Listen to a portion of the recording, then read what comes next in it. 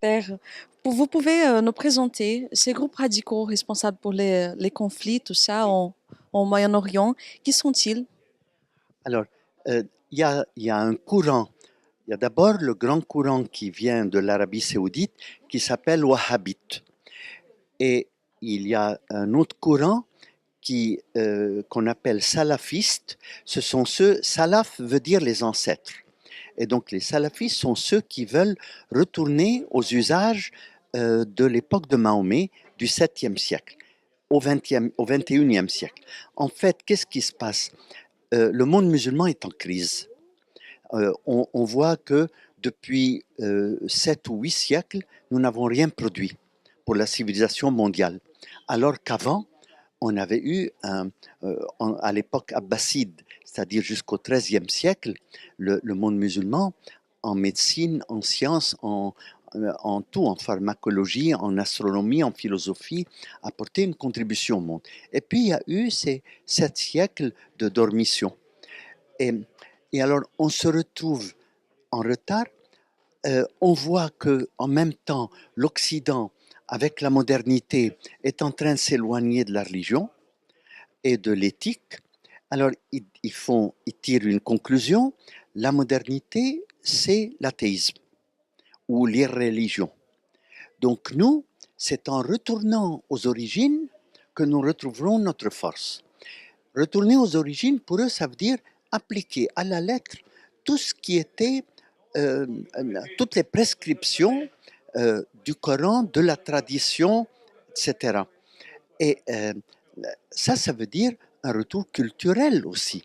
Parce que, évidemment, ce qui se faisait, je prends l'exemple, dire on, on, on coupe la main du voleur. Bon, c'était l'unique moyen de l'empêcher de voler.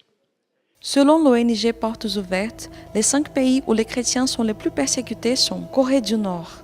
C'est dans ce pays que les chrétiens sont les plus persécutés. Des milliers d'entre eux sont emprisonnés, sauvagement torturés et condamnés aux travaux forcés. Somalie. Les chrétiens sont menacés d'une mort quasi certaine s'ils sont découverts. Les islamistes insistent sur le fait qu'il s'agit d'un pays musulman où les chrétiens et les églises n'ont pas leur place. Syrie. Avant la guerre civile, la Syrie était considérée comme un havre de paix pour les chrétiens du Moyen-Orient. Mais des djihadistes venus de l'étranger sont venus grossir les rangs de l'armée syrienne libre. Et depuis, les chrétiens sont pris pour cible, attaqués, menacés, enlevés et assassinés. Irak. Pris pour cible, des centaines de milliers de chrétiens ont fui leur pays. Même au Kurdistan, au nord du pays, les attaques augmentent, alors que cette région était jusqu'ici considérée comme un refuge. Afghanistan. Dans ce pays, il n'y a aucune église officielle. Les chrétiens d'origine musulmane sont violemment persécutés par leur propre famille et par le gouvernement. Les talibans ont pour objectif d'expulser et de tuer tous les chrétiens du pays. Aujourd'hui, on peut se demander, y a-t-il pas un autre moyen pour empêcher le voleur? Par exemple, de former les jeunes pour qu'ils puissent vivre correctement. Par exemple, de l'entraîner à un métier tout en étant en prison. Enfin, il y aurait divers moyens. Mais non, ils disent, ça c'est le moyen qui est appliqué tous les vendredis en Arabie Saoudite sur la place publique. Et les gens, c'est un spectacle. Et on coupe la tête de celui-ci ou on ampute le bras ou le bras et la jambe, etc. C'est cette vision qui est mythique que le retour aux origines nous permettra de conquérir le monde. Parce que l'objectif des salafistes et de tous les radicaux, c'est de dire l'islam est la dernière des religions révélées. C'est leur théorie. Il y a eu le judaïsme, le christianisme et l'islam. Si on dit mais il y a d'autres religions, non, elles n'existent pas. Seuls ces trois viennent de Dieu. La dernière est nécessairement la meilleure, disent-ils. Je dis, c'est pas vrai, il peut y avoir des reculs dans l'histoire. Donc, tout le monde doit devenir musulman puisque c'est la meilleure des religions. Et donc, pour le bien de l'humanité, il faut que tout le monde. Or, on ne peut pas convaincre les gens. On va faire comme a fait le prophète en Arabie pendant la période de Médine, c'est-à-dire de l'année 622 à 632, date de sa mort. On va faire des razzias Et l'histoire authentique écrite au 7e siècle, l'histoire de Mahomet au 8e siècle, dit qu'il a fait plus de 60 razzias pendant cette période de 10 ans. Et donc, c'est comme ça qu'il a conquis toute l'Arabie, toutes les tribus d'Arabie, à la nouvelle religion qui est l'ultime religion. C'est ce mythe de dire le retour aux origines va nous sauver, qui se répand. Mais il se répand parce qu'ils ne trouvent pas d'autre solution, parce qu'ils ne sont pas capables d'entrer dans la modernité, ils en ont peur, ils ont peur de la sexualité, mais ils vont en abuser, on le voit bien maintenant, comment dès qu'ils entrent dans un pays, ils violent les femmes, les jeunes filles, etc. Ça ne reflète pas l'ensemble de l'islam, certainement pas. Une majorité des musulmans protestent contre cette attitude. Cependant, eux trouvent des fondements, soit dans le Coran, soit dans la tradition du prophète.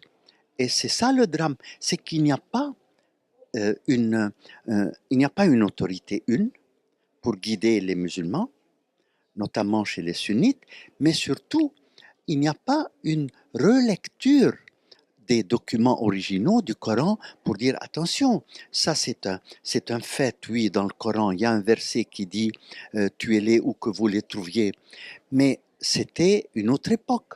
Il faut repenser qu'est-ce que ça veut dire pour nous aujourd'hui et comment pourrait-on appliquer l'esprit de ce texte même si on n'est pas fidèle à la lettre du texte. Ça me rappelle la parole de Saint Paul qui dit « la lettre tue ». C'est l'esprit qui vivifie.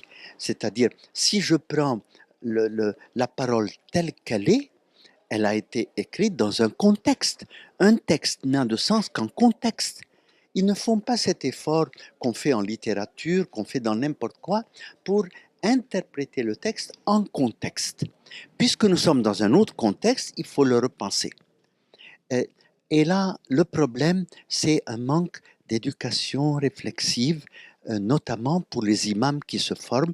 On leur fait apprendre par cœur le Coran, les hadiths, c'est-à-dire les paroles attribuées au prophète, etc.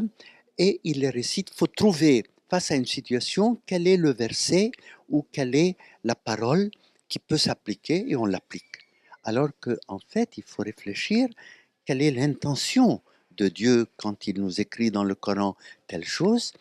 Et ça fait partie d'un certain islam. On appelle ça en arabe les maqasid al-sharia. Il ne s'agit pas d'appliquer la charia littéralement, mais l'intention de la charia. Et de voir donc comment aujourd'hui on peut rejoindre la loi de Dieu, même si on n'applique pas littéralement ce qui est dit pour l'époque de l'application. Je pense que là, nous, chrétiens, et avec nos frères musulmans, ensemble, une réflexion qui part de la Bible et du Coran pour dire nous avons rencontré le même problème.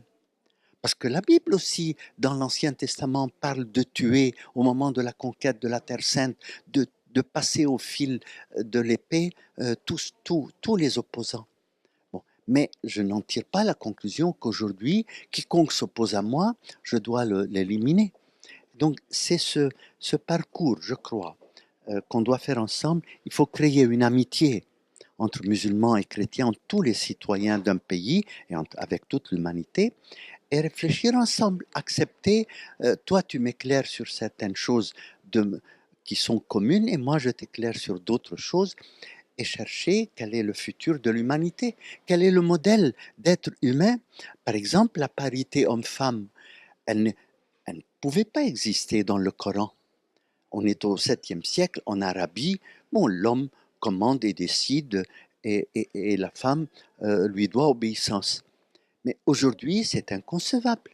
C'est un partage. Il n'y a personne qui doit dominer l'autre. Mais chacun c'est une complémentarité, et c'est ce qui fait la richesse d'un couple, d'une famille, etc. C'est cette vision de la différence n'est pas un moins, mais ça dépend de nous qu'elle devienne un plus.